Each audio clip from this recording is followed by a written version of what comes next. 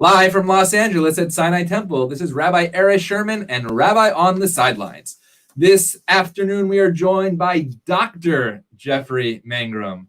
A real pleasure to have Dr. Jeffrey Mangram from Syracuse University, 1987 star of the football team that went to the Sugar Bowl, tied with Auburn. We're going to learn a little bit about that. Now a professor of education at Syracuse University, but one of my mentors and one of my favorite teachers in middle school at Manlius Pebble Hill in Syracuse, New York, Dr. Jeffrey Mangram. Dr. Mangram, it's so amazing to see you. Thank you for having me, Rabbi. I'm really excited to be here. It's great seeing you. Grown up now, handling responsibility. It's really a pleasure to join you today. Well, as I told you before, you look the same and I don't. So, yes, keep it up. Keep it up. It must be those cold winters in upstate New York. That's right. So, Rabbi on the Sidelines, as I told you, is about the intersection of faith and sports. As I like to say, two words that don't often get brought up in the same sentence. You have been involved in the sports world, now in the education world, and we're going to talk about, do those two worlds or words intersect in what you do in the classroom, out of the classroom, on the field, and off the field. Let's go back. Grow up in Brunswick, Georgia, in the deep South, where football, I was told, is like religion.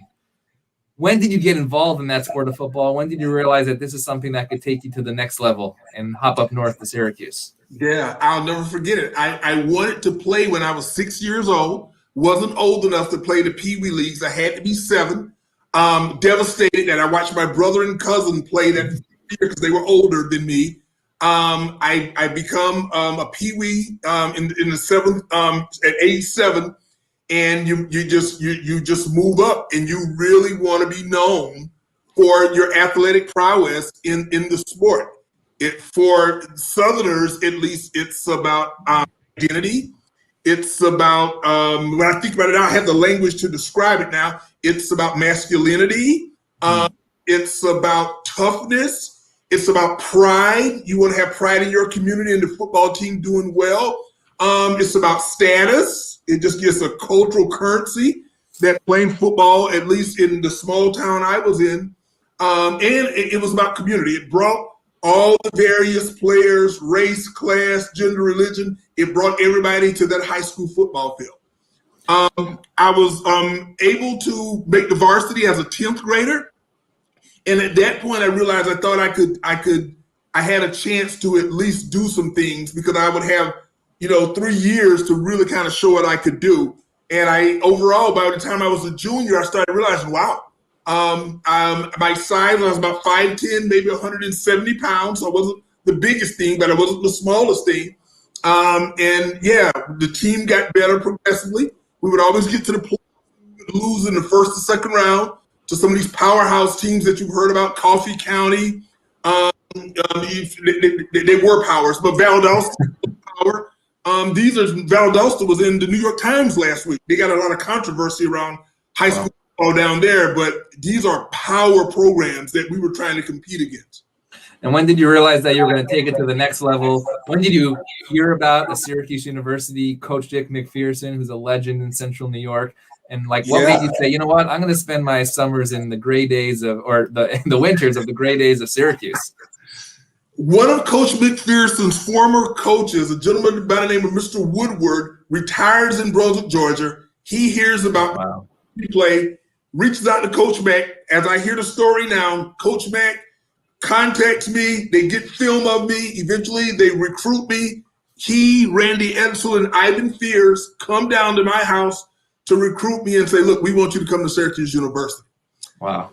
Again, Ivan Fears, multiple Super Bowl winning coach with the New England Patriots. Randy Edsel, head coach at the University of Connecticut. They sat down and talked with my mom and dad about the opportunity for me to get an education and to play football at Syracuse University. And I decided to go. I had Clemson was taking a hard look at me. They backed off because they got some other defensive backs they wanted. Georgia Tech was taking a hard look at me, but for me, it was an opportunity when I came and visited in December of '86. They take this thing called 84, December of '84. They take me to this thing called the Carrier Dome to watch a football game. Guess who's playing? SU's playing North Carolina with the young Michael Jordan. Wow. And Matt Doherty was on that team. That's right. And there's this guy named Dwayne Pearl Washington. Oh, yeah. That he was telling me about, and boy, and what a show they put on that night. And the dome just overwhelmed me. My first time on an airplane. Wow. This trip on an airplane, Syracuse University paid for it. And so as we move on through this interview, you're going to hear me talk about the institution of Syracuse University and what it's done for my life. But yeah, I was a little afraid of the weather and being away from home, but there was something magical about the university. Football team was on the rise. They were 6-5 that year. And these guys were saying, look, we need some of you kind of Southern athletic guys up here. And I looked around at education. Seriously, for my mom, it was about education. She thought Georgia Tech or SU, first and foremost. For her, it was about you got to get yourself educated. And that's the primary role. So you talked about them needing those Southern guys to really sort of add a little juice and energy to the team, coming off of a bit of a down season. And then you go to 1987, the basketball team had an amazing year. The famous The Shot, Keith Smart in the corner, Steve Alford on that team, Indiana, and then the football season. So we're going to look at a little clip here and the moment when you realize like this was going to happen. So take a look at this. Syracuse began the 1987 season with a 25-11 victory over Maryland at the Carrier Dome. With that win came another prediction. I never forget this. Chris Ingram said, oh my God, Jeff, we can win them all. And at that point, I believed it. Syracuse beat Rutgers. Taking us back to that point. At that point, I believed it. What did you believe, and how did you know that you could advance to the 1987 Sugar Bowl against Auburn? We played a really talented Maryland team. People don't realize they had 7 or 8 NFL players off of that team. And Rabbi, we systematically just dismantled that really talented team. And I'm not making it up. It was, listen to the words I'm using. We just systematically just beat them down. They did score a touchdown with like 30 seconds left in the game. It was really, offense was still coming along, but our defense, I'd never been in such a dominating defensive performance since I'd been there. And after the game, we were stunned. We realized, if nothing else, we had a dominant defense that was going to be hard to penetrate. And then what about the Penn State game? That was a little later, and they said Joe Paterno came in the locker room and said, keep the championship in the East. You guys go do your thing. What was that like? True story. To have Joe Paterno, the legendary Joe Paterno, come in and say that to us, he realized what we had. We just had a championship caliber team. And as you know, off of that team, 15 players played in the NFL off of that 1987 team. Daryl Johnston, Rob Drummond, Don McPherson, all those guys. Rob Moore, Ted Gray, Terry Wood. Notice I can name Robert Burnett, the linebacker, I think Dave Bavaro, Marcus Paul, Tommy Kane, Pat Kelly. Notice just named Don McPherson. Pat Davis. We were loaded with 3-star talent that was developed to NFL caliber talent. That's amazing. And then you were quoted by saying what you learned from Coach Mack: success and failure are on the same spectrum. Neither of them are real. Master the process. Explain that mentality and how it works on the field, but really also off the field. Yeah. Wow. You found that. That's a golden boy, but that's it. By process, habits, how we're going to do things. Coach Mack preached discipline, a state of mind in which you do the right things the right way, you don't want to. He was all over that. How we practice is how we played. How you study the film is how you begin educating yourself. So they really drilled in us. We got to do the right things the right way all the time. And then when it's time, when the stress hits you of the game with all the pressure on, we know it's not going to be perfect, but boy, it's going to be better if we rely on a process. And so for me today, I lay out a process. What are my goals? How am I going to be disciplined enough to reach for those goals every day? Am I going to do the things that are going to create habits that get me up, get me thinking about those goals? My behaviors got to align with those goals. And then am I doing the things to execute at a high level to attain those goals? Now, if I'm doing them well, outcomes will take care of themselves. If I'm not doing well, I've got to figure out what am I not doing well to get the outcomes I want. So again, it's not about outcomes or not outcomes. There's these processes that should lead to certain results. If you're not getting those, you got to go back to the process. So his whole attitude was get out of thinking about winning and losing, master a process. Love that. Process, things will take care of themselves.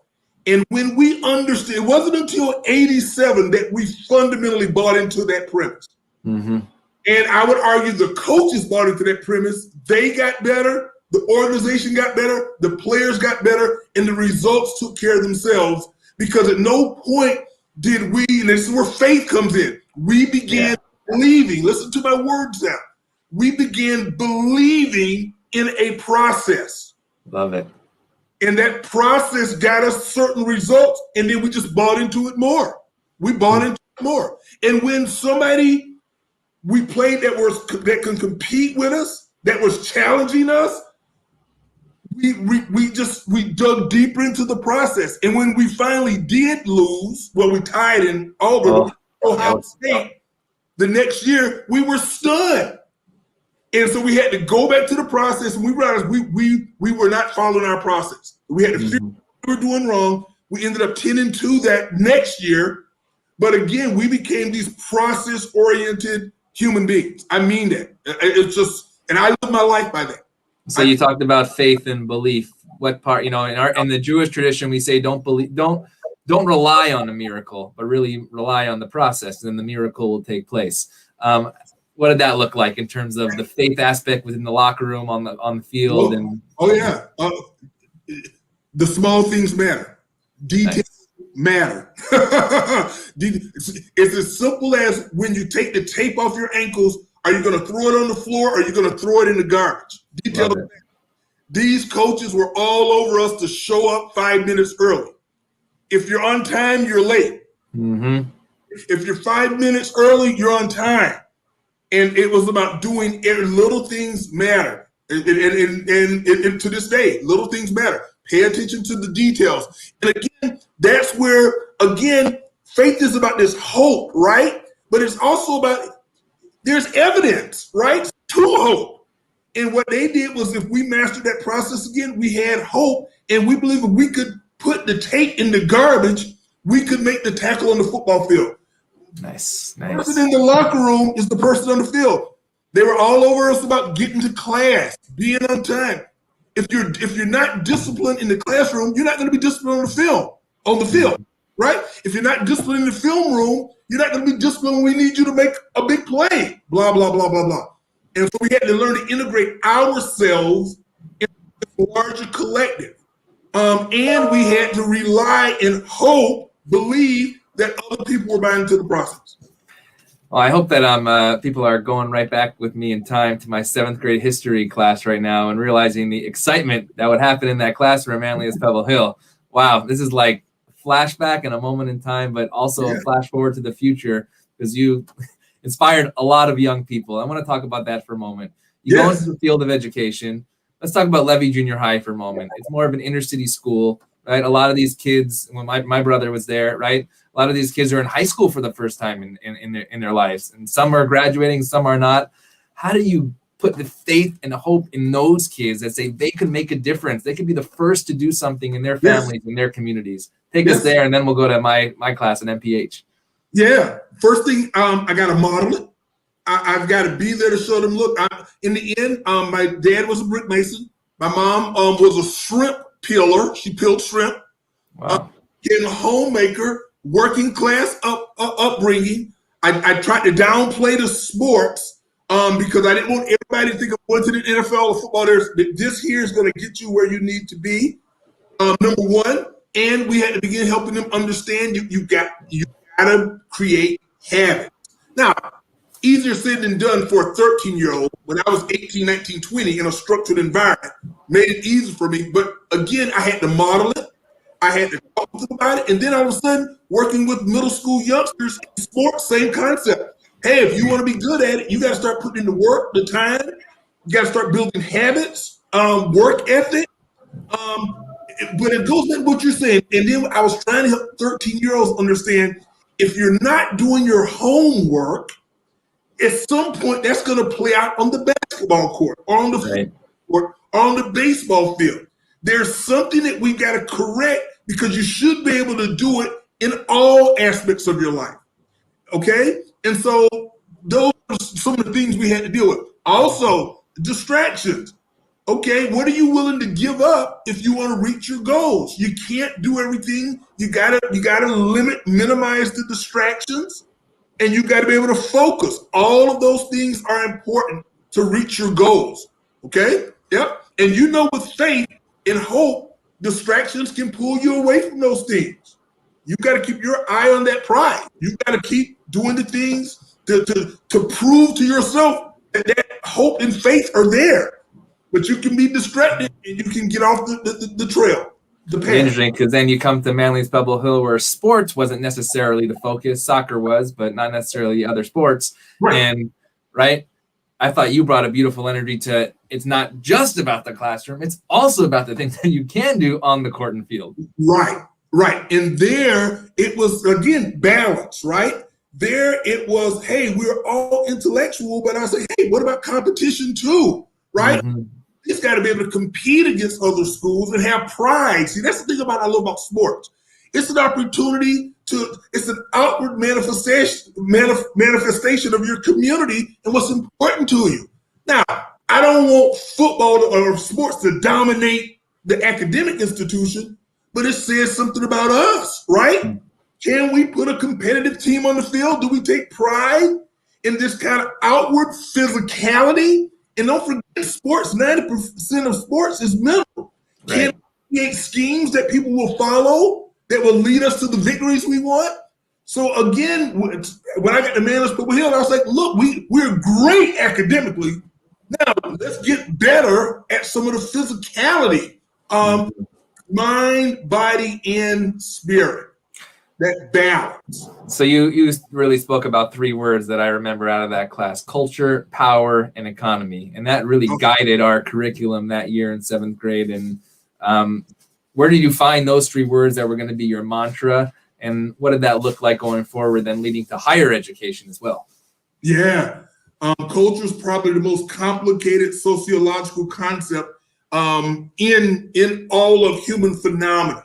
And so again, these were broad constructs I would use to guide me in thinking and the students to kind of structure American history or world history or even constitutional law when I was teaching that, right? How culture, it's Rabbi, it shaped you. Think how the Jewish culture has made you and how you're trying to make the Jewish culture and how it's just this reciprocity, this relationship that's ongoing. It's in you and you manifest it outside of you, right? With all this technology and all of this stuff, you still go back to those ancient sacred rituals, right? Power. And there's the power in the sense that spiritual power, cultural power. So all of a sudden they connect. And we talk about economy, not just money, the economics of social capital, the economics of relational capital. So I was trying to help students to understand these things interact, culture, power, and economy. And you got to understand it in all of these kind of complicated, dynamic ways. And to this day, I love that the African-American culture community and the Jewish culture are trying to come together. I'm hearing you say, as best you can and bring your traditions, their traditions together, and can you complement each other? Yeah, and actually, you were one of the first people that I reached out to a couple of years ago. That was our reconnection when I started that sacred work with my friend, Pastor John Paul Foster of Faithful Central Bible Church. And I had to reach out to the person that influenced me first. And one of the books that influenced me first was Warriors Don't Cry, which is still marked up on my bookshelf out here in Los Angeles. And talking about the Little Rock Nine, that made such an impact on me as a young person in central New York, not knowing much outside of basically, Cortland or something like that. Any more south than that. So let's talk about that book for a moment, and also what's happening in the world today in terms of social economic capital. Little Rock Nine, so many years ago, and then you see what's going on in the news today. And talk about that for a moment, and I want to show a clip of something that you talked about, how you teach media to your students. So Warriors Don't Cry. You brought that to us. Go back and tell us about that. Talking about the civil rights movement. So we started off contextually looking at this large, this overwhelming political, social, economic movement that comes out of the traditions of the 20s, 30s. All of a sudden, things happened in the 50s, and now we're into it, right? And I make sure the students understand this isn't just when Rosa Parks did something. These folks were strategically planning 25 years before that moment. Right. But for my middle school students, I had to bring it home in such a way so that you all could get it. And so we take it into a high school. What was it like to try to integrate Central High School in 1957 in Little Rock, Arkansas? And the book describes one of the students, her last name was Paterno Bills. I can't remember her first name, but she was one of the 9. She wrote this powerful book, memoir of that experience, and I wanted to walk you through it. We had to see the history of hate, the history of race, the terrorism that was put on African Americans who just wanted to follow the law. 1954, Brown versus Board of Education, blah, blah, blah, blah, blah, occurs. The book is intense.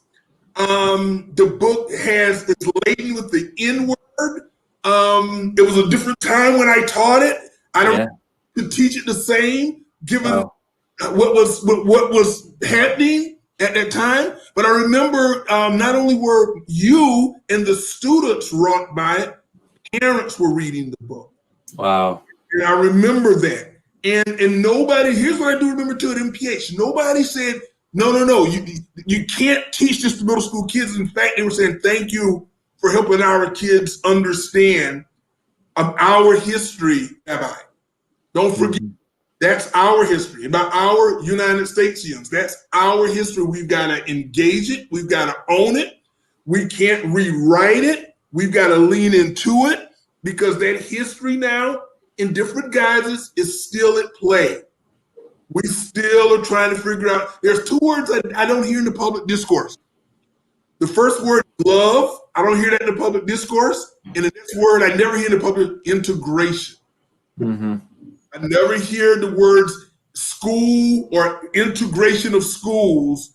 We right now as a society to quietly say we are segregated. We don't want to own that. We've got to own it. We come together for work. We all come together, but our social spaces, our religious spaces, we're pretty segregated society.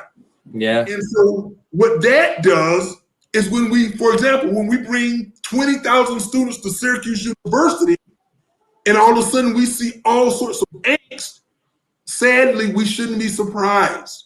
We shouldn't be surprised. We haven't worked like a team at trying to figure out how to get along, how to work together for something larger than ourselves. So notice how it comes back to sports now. Yeah, it comes back athletics. Say what you want. We had 100 guys, all different parts of the United States together, and until we could learn to work together and give up some things for the larger good, we couldn't win. Mm-hmm. And that's where I have hope too. I've seen it done. I've experienced when you can get a collective to work together. Eris, you've heard this. You can move mountains, literally, if you can get people to come together. That's that in hope. What can we not do if we can get everybody to sacrifice, religious term, something to get something greater. It's interesting that you say sacrifice. So there's two words that I often use. People say, I'm going to compromise something.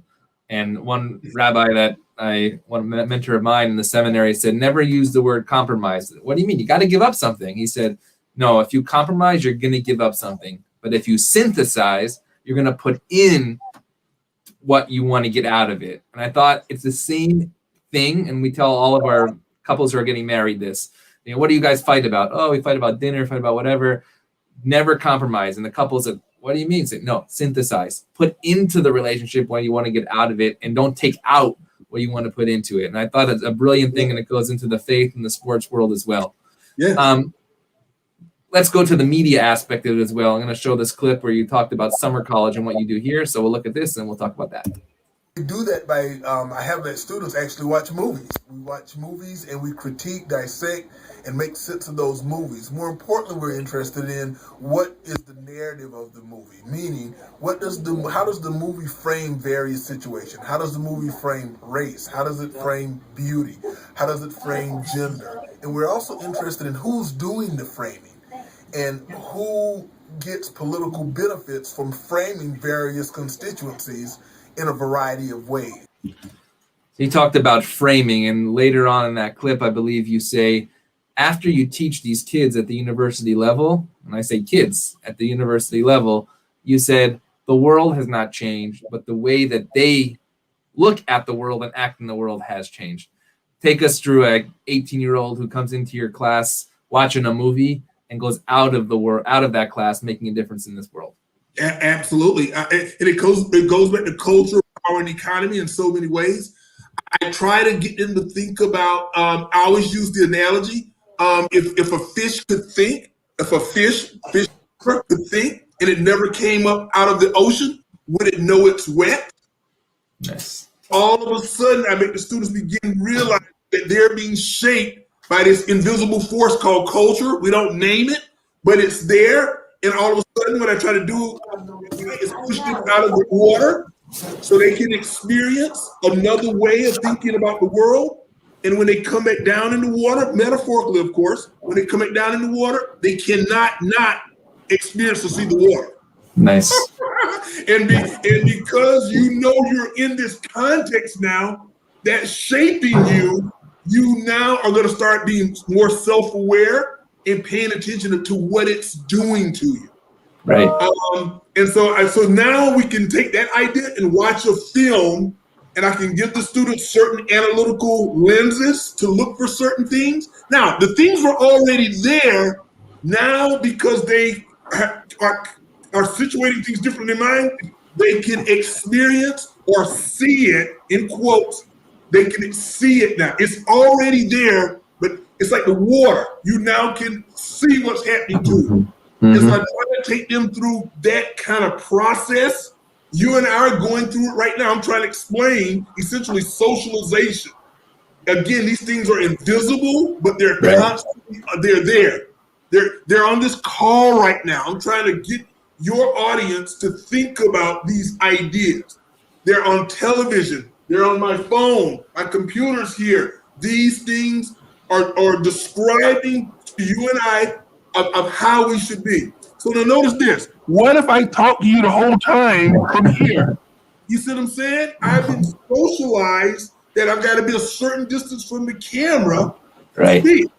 Right? So it's a whole different year of socialization, especially this year. And, when we're opening up a little more, it's fascinating, especially religion, by the way. Religion met entertainment in a big way this year, right?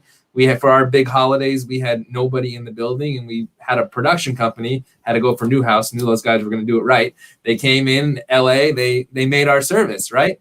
And all of a sudden now, actually, the question is, well, what does religion look like now in terms of the socialization aspect, right? So like just last week, we had a person say the blessing over the scriptures, whose daughter was in New York, and they were on the Zoom screen with them at the same time, a hybrid way of bringing that faith together through socialization. And some people are like, well, what are you doing? That is not the religion that I grew up with. The question is, in that 22nd century, right? In the 22nd century, what is this all going to look like in terms of socialization as well, in the faith world, in the sports world, in the world in general as well? Yeah, it's really fascinating. I love it. And here's what I love about it. I'm hearing you say at least your temple, you all are at least trying to lean into Yes. things a little bit, not completely, but you're trying to push the fish out of the water. You're still a fish, but there's different ways we can also and still hold on to the sacred. Yes. Right? And hold on to the sacred. I don't want you to lose the sacred, but Yes. all sorts of ways to say those blessings. Exactly. No, it's so true. I mean, you look at our life cycles, right? We've done bar mitzvahs and funerals and weddings this year.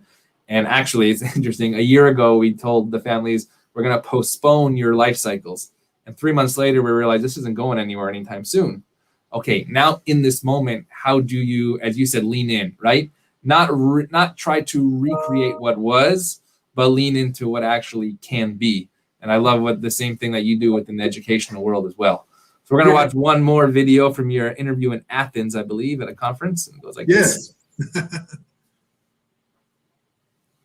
1 second. Let go. 1 second. Number one, the students reacted to what I call disruption of normalcy. Number one, they realized that the way they were kind of living their lives in this kind of automatic way of being, it was disrupted, that they started noticing things that they hadn't noticed before, because now they had these kind of ideological and theoretical lenses, frameworks that I kind of taught them, and they began to see in the world differently. So take COVID, and now you guys are going to come back, God willing, on campus, right? A colleague of mine, another rabbi, said, disruption is a time for disruption. Take a student in your class pre-COVID, and they come back to campus. How do they come back to campus in the time of disruption based on what you just said in that interview? Absolutely. Number of things. Some of them are going to come back via Zoom, hybrid. Right. So some of them are going to come back, but it's not going to be the physical the way we know it. Others are going to come back. Some students, I would think, given just the loss of sensitivity, some are going to come back and say, let's don't get back to normal.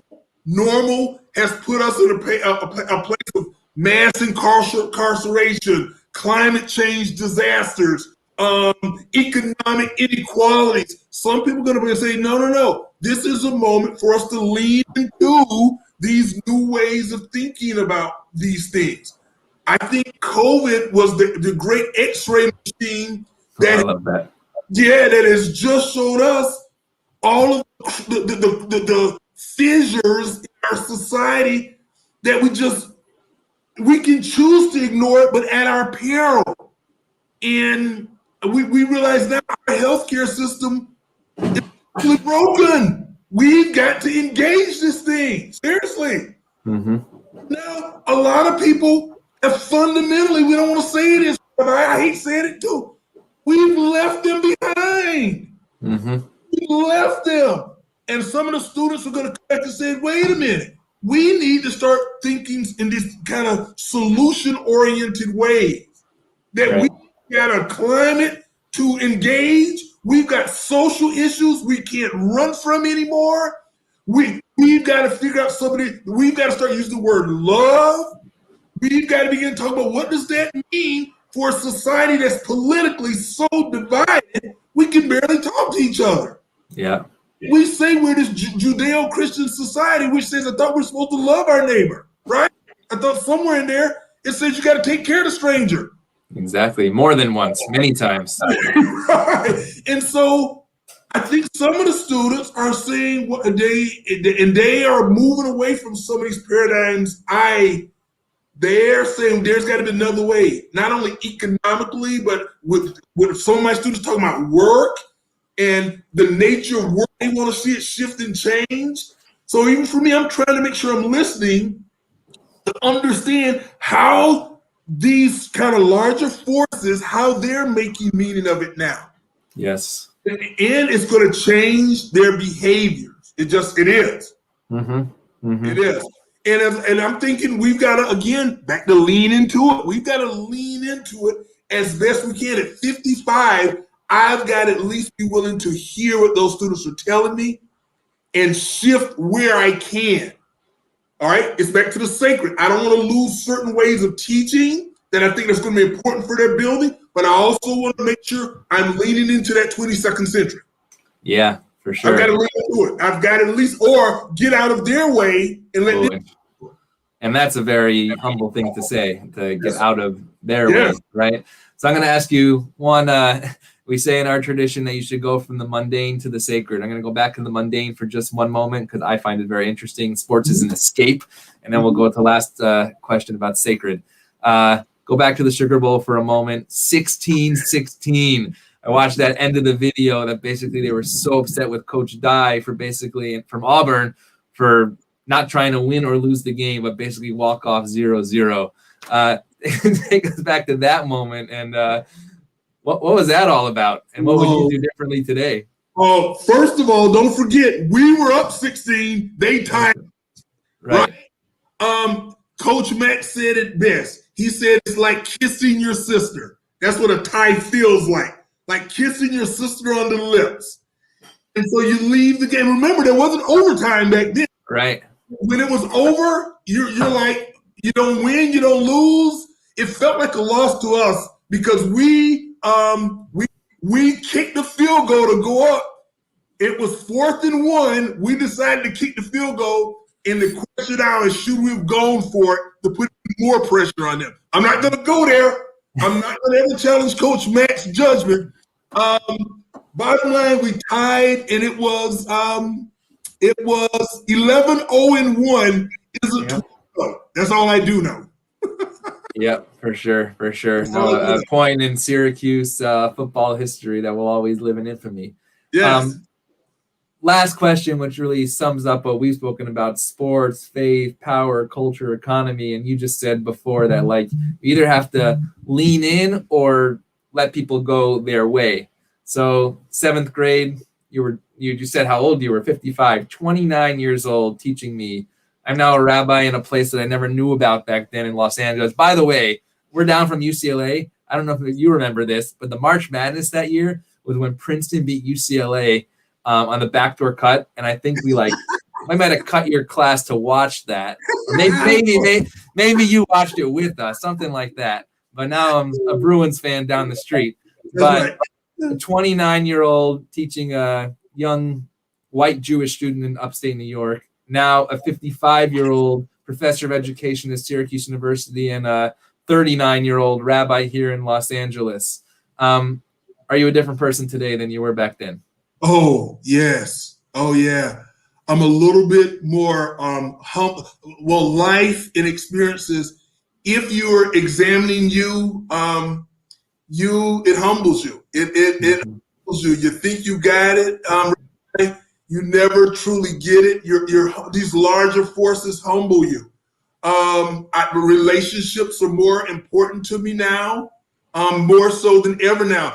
Just call with you, just trying to communicate my feeling for you, my enthusiasm to be this sacred gift, the word sacred called life. It's important. It's finite. At 29, I couldn't think in those terms. Mm-hmm. It's finite. I hate to say it, but it is. That makes every day more precious to me. Now, I get it, but it took a lot of pain and understand this moment I've got right now with you. I'm trying to give you everything I got because I don't know. We feel it. There you go. I don't know what tomorrow's going to bring. I just don't know. And so, I'm different. I'm humbler, and I'm more malleable and flexible. Believe it or not, I got more to learn. I've got a lot more to learn.